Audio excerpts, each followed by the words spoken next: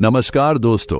कभी कभी यूं ही बेवजह किसी बात को लेकर हमारे मन में फिजूल तरह तरह के सवाल उठने लगते हैं। अगर कभी कोई हमें कुछ बात कह देता है तो वो बात हमारे मन में बार बार घूमते रहती हैं और उस बात को लेकर हम अक्सर बहुत तनाव में आ जाते हैं और इस वजह से हमारी सेहत पर इसका बहुत बुरा असर पड़ता है। तो इस बेवजह उठ रहे सवालों को कैसे हम शांत कर सकते हैं, बेचैनी को कैसे शांत कर सकते हैं और हम इस तनाव से बाहर कैसे निकल सकते हैं, इस कहानी में मैं आपको गौतम बुद्ध की ऐसी 4 आदतों के बारे में बताने वाला हूं जिससे आप अपने जीवन में अपनाकर उस तनाव से बाहर निकल जाएंगे और अच्छे कामों में अपना जीवन व्यतीत कर एक अच्छी जिंदगी जी सकते हैं। यहां पर बताई गई यह 4 आदतें आपकी पूरी जिंदगी को बदल सकती हैं। अगर आप इन 4 आदतों को अपने जीवन में अपना लेते हैं तो फिर आप अपने जीवन को एक खुशहाल जिंदगी में बदल देंगे और फिर आपका मन कभी भी बेचैन नहीं होगा, ना ही उदास रहेगी और ना ही बेफिजूल के कामों में व्यस्त रहेगा। तो आइए इस कहानी को शुरू करते हैं। एक बार एक बौद्ध भिक्षु किसी पेड़ के नीचे ध्यान कर रहा था। तभी एक राजकुमार उस भिक्षु के पास आता है और उनसे कहता है, हे महोदय, आप हमेशा कहते रहते हैं कि ध्यान करो, लेकिन मेरे लिए ध्यान करना तो दूर की बात है। मैं कुछ समय के लिए अपनी आंखें बंद करके शांति से भी नहीं बैठ पाता हूं। मेरा मन इतना बेचैन है कि यह हर समय कुछ ना कुछ सोचता रहता है। मैं जब भी ध्यान करने बैठता हूं तो मेरे अंदर विचारों का तूफान आने लगता है, लोगों के बारे में सोचकर, अपने जीवन की बीती घटनाओं के बारे में और अपने भविष्य के बारे में, और ऐसी ही न जाने कितने सारे अजीबोगरीब विचार लगातार मेरे मन में आते रहते हैं। मैं इन्हें रोकने की बहुत कोशिश करता हूं, लेकिन जब मैं इन्हें रोकने के लिए ध्यान करने की कोशिश करता हूं तो मेरा मन अशांत होने लगता है और फालतू की बातें मन में उठने लगते हैं, तो मैं ध्यान को तोड़कर बैठ जाता हूं। इतनी बातें कहने के बाद वह उस बौद्ध भिक्षु की ओर देखता है और कहता है, महोदय, कृपा करके आप मेरी इस समस्या का कोई समाधान बताएं। यह सुनकर भिक्षु ने कहा, मैं क्या समाधान बता सकता हूं?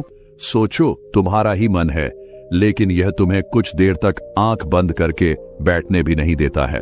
तुमने अपने इस मन को कितना आजाद कर रखा है। राजकुमार ने कहा, महोदय, मैंने बहुत सोचा, लेकिन मुझे अपनी इस समस्या का कोई समाधान समझ नहीं आया, इसलिए मैं आपकी शरण में आया हूं। अब आप ही कोई रास्ता दिखाइए। भिक्षु ने कुछ देर तक राजकुमार के चेहरे की तरफ बड़े ध्यान से देखा और फिर कहा, ठीक है, मैं तुम्हें अपने स्वामी गौतम बुद्ध की बताई गई 4 आदत के बारे में बताऊंगा। अगर तुम ये 4 आदतें छोड़ दोगे तो फिर तुम्हारा मन लगने लगेगा और तुम्हें कभी भी बेचैनी नहीं होगी। राजकुमार पूरे ध्यान लगाकर उस बौद्ध भिक्षु की बातें सुनने लगा। भिक्षु ने कहा, पहली आदत यह है कि दूसरों के मन को पढ़ना छोड़ दो। तुम और तुम्हारे जैसे ज्यादातर लोग यही गलती करते हैं कि वो दूसरों के मन की बातों को पढ़ने का प्रयास करते हैं, जैसे कि अच्छा, सामने वाला मेरे बारे में ऐसा सोच रहा है। और यही एक आदत तुम्हें सबसे ज्यादा बेचैन और परेशान करती है।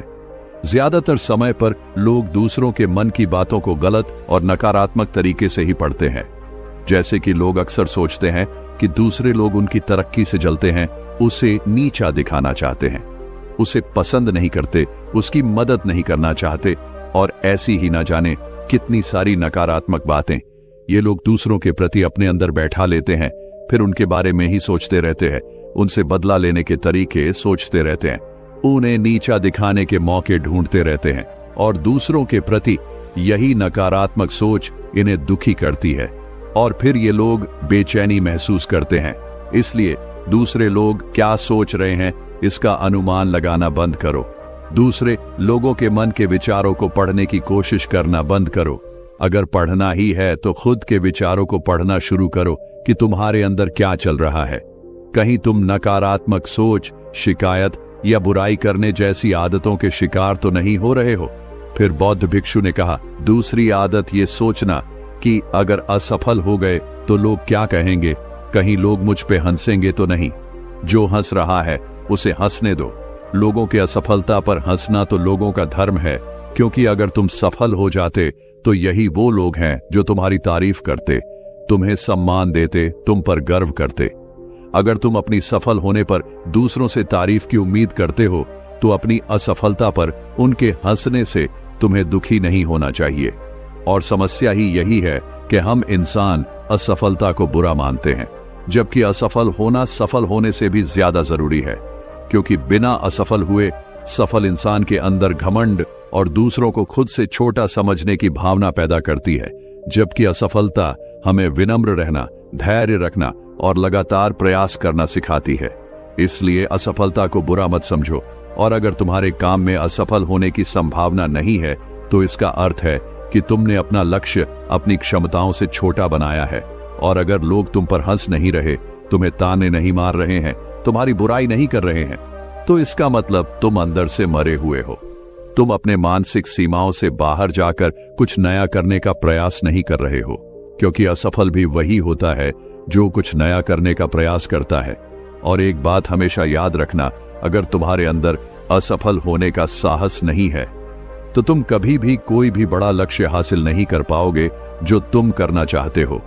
इसलिए असफल होने और लोगों के हंसने से डरना बंद कर दो।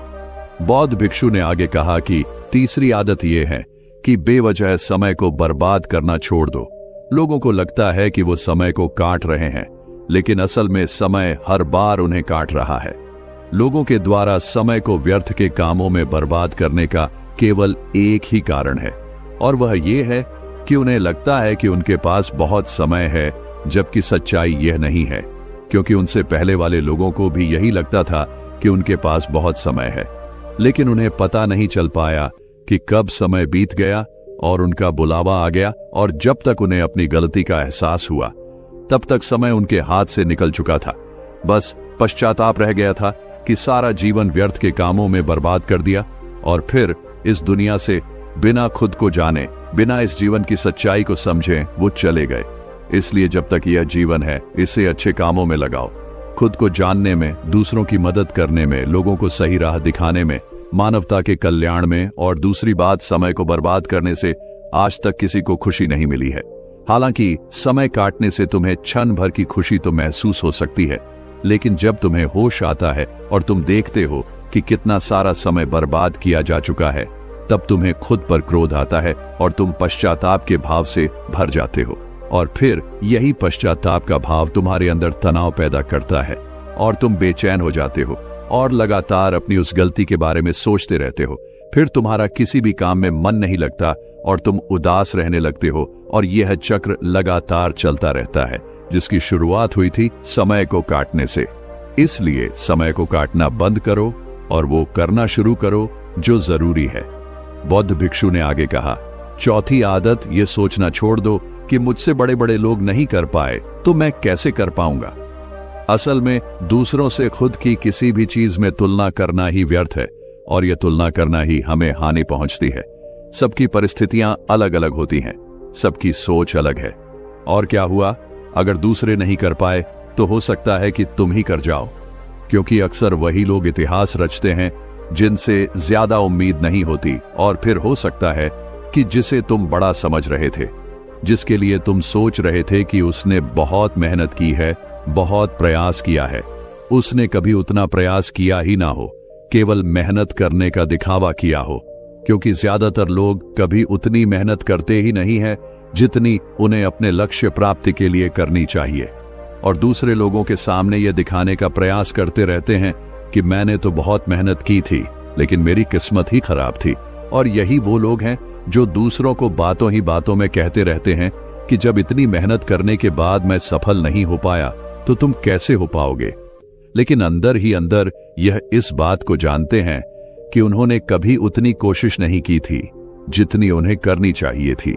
ये बस दूसरों की नजरों में अपनी इज्जत बचाने के लिए और इस डर से कि कहीं दूसरा व्यक्ति इनसे आगे ना निकल जाए, ये अपने अधूरे प्रयास से घबराते रहते हैं और दूसरों को डराते रहते हैं कि जब मैं नहीं कर पाया तो तुम कैसे कर पाओगे।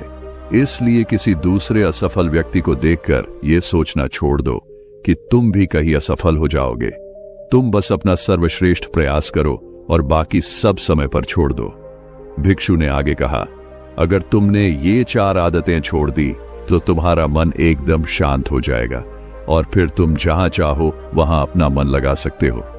इतना कहकर वह भिक्षु शांत हो गए और राजकुमार को भी अब समझ आ चुका था कि उसे क्या करना है। उसने मन ही मन उन 4 आदतों को छोड़ने का निश्चय किया। उसने उस बौद्ध भिक्षु को धन्यवाद किया और वहां से चला गया। दोस्तों, हमें यह नहीं सोचना चाहिए कि लोग मेरे बारे में क्या सोच रहे हैं। अगर मैं कोई काम करता हूं तो लोग मेरे उस काम को लेकर हंसेंगे। इसके अलावा हमें अपना फालतू समय बर्बाद नहीं करना चाहिए। इसके अलावा हमें कभी भी यह नहीं सोचना चाहिए कि अगर किसी व्यक्ति से कोई काम नहीं हो पाया है तो मैं उसे नहीं कर पाऊंगा। अगर आप मेहनत से किसी भी काम को करते हैं तो कोई भी काम छोटा या बड़ा नहीं होता और एक ना एक दिन सफलता अवश्य मिलती है। ये कहानी आपको कैसा लगा कमेंट बॉक्स में जरूर बताएं। ऐसी रोचक कहानियों के लिए मेरे चैनल को सब्सक्राइब करें। धन्यवाद।